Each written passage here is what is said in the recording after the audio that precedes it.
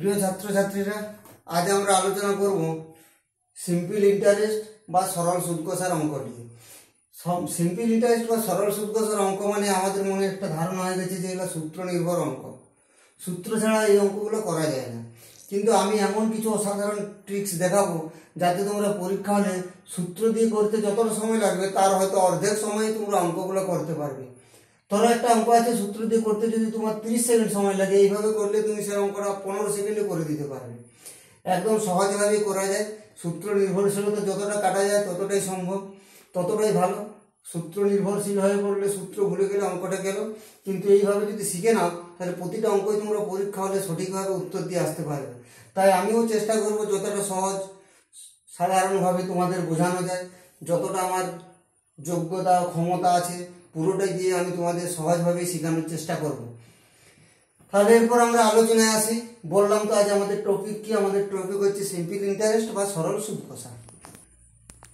দেখো অঙ্কটাতে কি বলেছে, 300 টাকার 11% হারে 3 বছরের সুদ কত কি বের করতে বলেছে।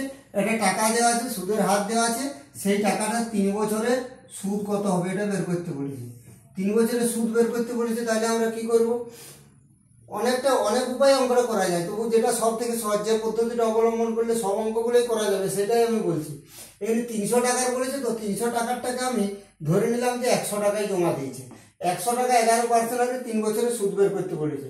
তাহলে 100 টাকা যদি জমা রাখে তাহলে 11% হারে 3 বছরের সুদ কত হবে, 11কে 3 দিয়ে গুণ, 11 × 3 = 33 টাকা। তাহলে 100 টাকা জমা রাখলে আমরা কত সুদ পাচ্ছি, 33 টাকা সুদ পাচ্ছি। তাহলে যদি আমরা 300 টাকা জমা রাখি তাহলে কত সুদ পাবো, 33 এর 100 × 300 কাটাকাটি করে দিলাম, 33 × 3 = 99 টাকা হলো। তাহলে 300 টাকার 11% হারে 3 বছরের সুদ আমরা পেয়ে গেলাম। কত পেলাম, 99 টাকা। এটা ছাড়া আরেকটা পদ্ধতিতে করা যাবে। কি করা যাবে, 300 টাকা দেওয়া আছে, 300 লিখলাম, 11% দেওয়া আছে, 11 এর 100 লিখলাম, × 3 বছর দেওয়া আছে 3 লিখলাম, কত হলো, 99 টাকা। এটা যেটাই হোক তোমরা করতে পারো, কিন্তু তবু আমি বলবো যে এই নিয়মটা করো যাতে অন্য অঙ্কগুলো সহজে বুঝতে পারো। এই অঙ্কটাতে কি বলেছে দেখো, 300 টাকা 3 বছরের সুদ 108 টাকা হলে সুদের হার কত। তাহলে কি দেওয়া আছে, 300 টাকা 3 বছরের সুদ দেওয়া আছে 108 টাকা, 3 বছরের সুদ দেওয়া আছে 1 টাকা, 108 টাকা, আর করতে বলেছে যে আমাদের সুদের হার। আমাদের যদি সুদের হার করতে বলে তাহলে যত বছরের সুদ দেওয়া আছে সেইটাকে আমরা 1 বছরের সুদ বের করব। 3 বছরের সুদ যদি 108 টাকা হয়, 1 বছরের সুদ কত হবে, 1 বছরের সুদ সমান 108 / 3 সমান 36 টাকা, 3 × 3 = 9, 1 × 18, 318। তাহলে 1 বছরের সুদ কত পেলাম আমরা, 36 টাকা। কত টাকার 1 বছরের সুদ, 36 টাকা। 300 টাকা, 300 টাকা সুদ পেলাম আমরা 36 টাকা। 1 টাকা সুদ কত, 36 এর 300 টাকা। আর আমাদের বের করতে বলেছে কি, বের করতে বলেছে সুদের হার কত। তাহলে 100 টাকা সুদ কত হবে, 36 / 300 × 100, 100 3 × 300, 3 × 12 = 36 সমান 12%। তাহলে এখানে আমরা 1 বছরের সুদ পেলাম 3600 টাকা। কত টাকার 1 বছরের সুদ, 300 টাকা। তাহলে 100 টাকার করতে গেলে কি হবে, 36কে 3 দিয়ে ভাগ, 12 টাকা একবার মুখে মুখেই পেয়ে যাবো। 1 বছরের সুদটাও মুখে হিসাব করতে পারবো, সুদের হারটাও, এটাকে আসলের টাকাটা দিয়ে ভাগ করলে সুদের হারটাও পেয়ে যাবো। যদি আমরা মুখে মুখে হিসাব করতে না পারি এই ক্যালকুলেশনটা করে নেব। অঙ্কটাতে কি বলেছে দেখো, বার্ষিক 4.5% হারে 450 টাকা কত বছরের সুদ 81 টাকা হবে। তাহলে এখানে কি দেওয়া আছে, বার্ষিক সুদের হারটা দেওয়া আছে, আসলটা দেওয়া আছে, সময়টা দেওয়া নেই, সময়টা আমাদের বের করতে হবে। তাহলে সময়টা বের করতে গেলে আমরা কি করব, যে টাকাটা দেওয়া আছে ওই যে সুদের হারের পার্সেন্টেজটা দেওয়া আছে ওইটার 1 বছরের সুদ বের করব। তাহলে 450 টাকার 1 বছরের সুদ কত হবে, 450 × সুদের হার কত, 4.5%, 4.5 এর 100। এটাকে যদি 100 দিয়ে কাটাকাটি করি কত হবে, 4.5।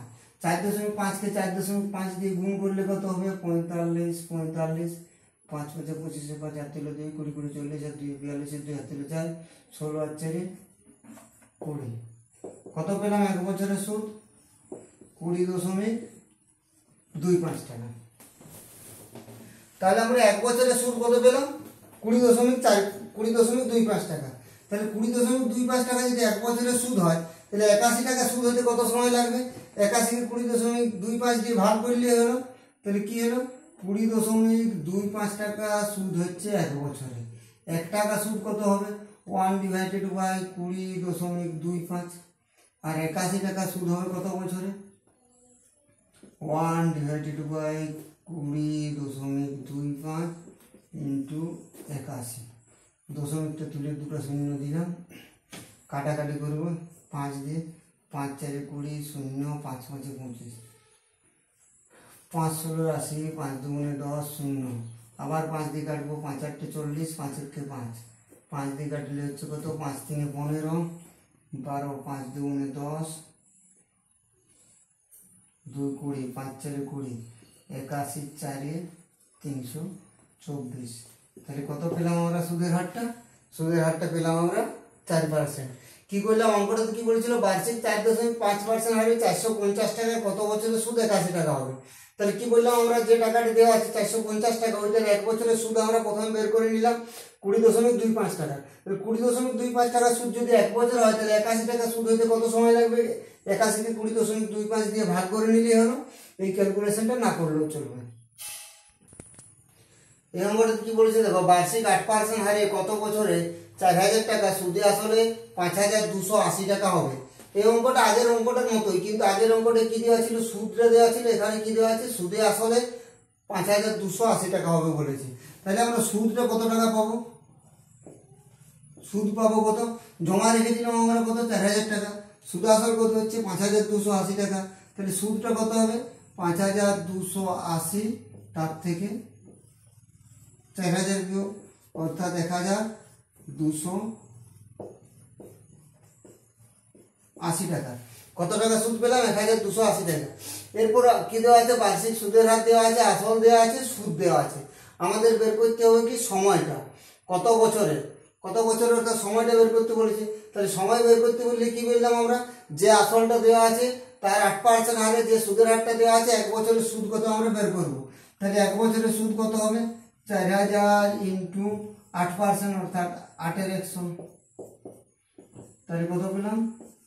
320 টাকা। 1 বছরের সুদ পেলাম আমরা 320 টাকা। তাহলে 1280 টাকা সুদ হতে কত সময় লাগবে?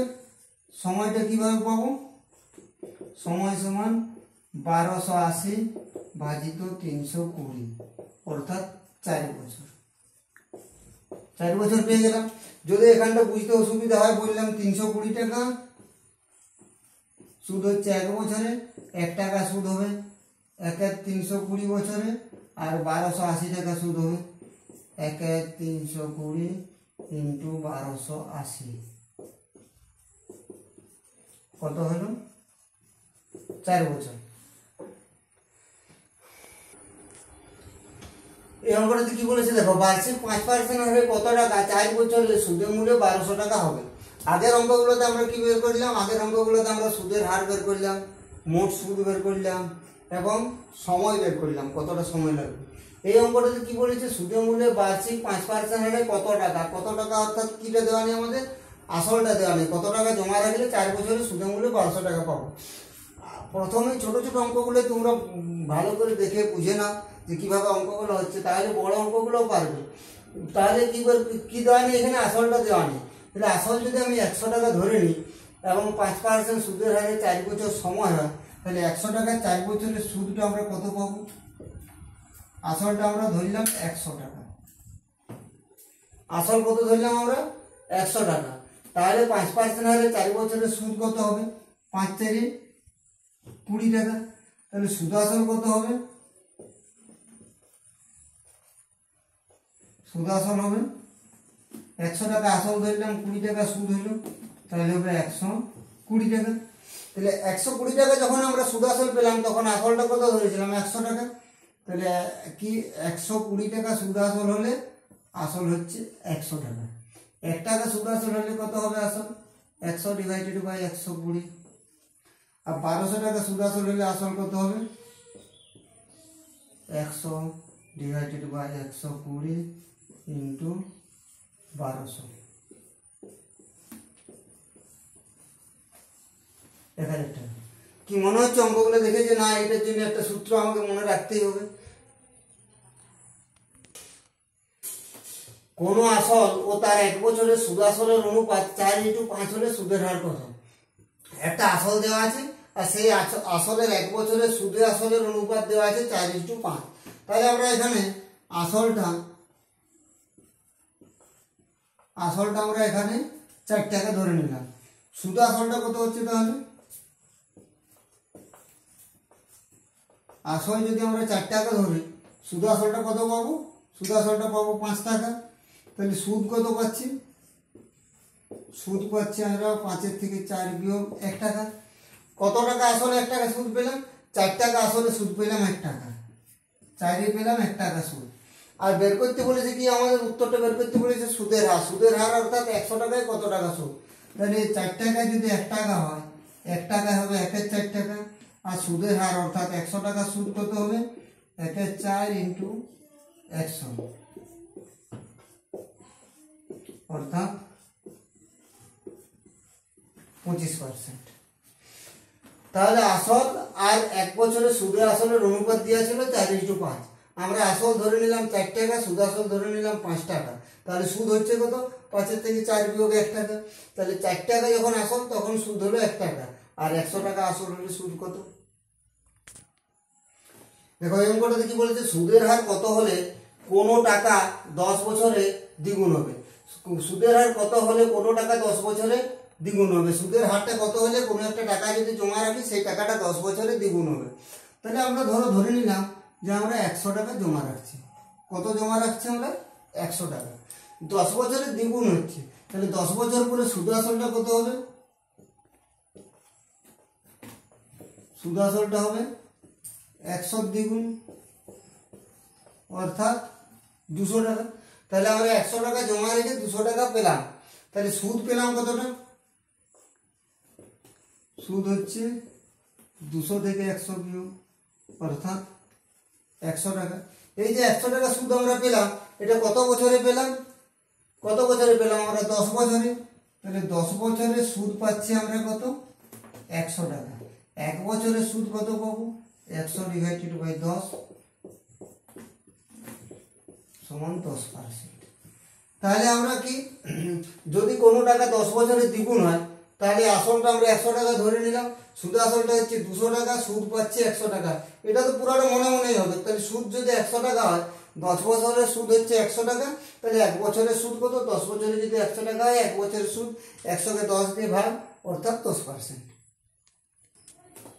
কোনো মূলধন 7 বছরে দ্বিগুণ হয়, কত বছরে 4 গুণ হবে? এটা মূলধন আমরা জমা রাখছি, সেই মূলধনটা জমা রাখলে 7 বছর পর আমরা যতটা টাকা জমা রেখেছিলাম তার দ্বিগুণ টাকা ফেরত পাবো। অর্থাৎ যদি 100 টাকা জমা রাখি, 7 বছর পরে আমরা কত টাকা পাবো?